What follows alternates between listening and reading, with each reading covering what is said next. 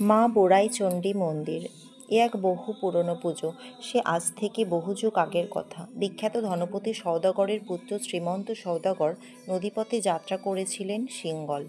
তিনি আজকের চন্দননগরের ওপর দিয়ে যাবার পথে একটি বিশেষ স্থানে তার বাণিজ্য তরী থেকে নেমে মা চণ্ডীর দর্শন পান এবং সেখানে একটি চণ্ডী মন্দির স্থাপন করেন।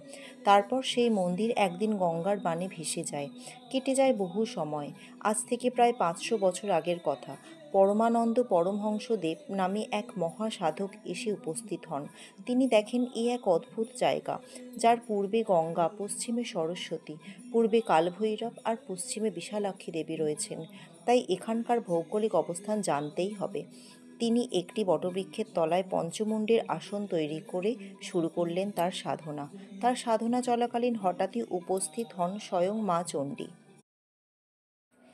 তিনি জানান তিনি যেখানে সাধনা করছেন তার গঙ্গা তীরবর্তী পূর্বে উঁচু জমির পাশে এক হ্রদে মা চণ্ডী ও বাবা মহাদেব ডুবে আছেন। মা চণ্ডীর সাক্ষাৎ পেয়ে তিনি ওই এলাকার জেলে ও চাল ব্যবসায়ীদের ডেকে আনেন উদ্ধারের উদ্দেশ্যে। হ্রদের গভীরতা মারাত্মক হওয়ায় তারা নামতে ভয় পেলে পরমানন্দ পরমহংসদেব নিজেই মা মা বলে ঝাঁপ দেন ও চণ্ডীশিলা ও ভৈরবকে উদ্ধার করে উপরে আনেন। তারপর জেলে ও চাল ব্যবসায়ীগণ এখানে মন্দির তৈরি করে দেন এবং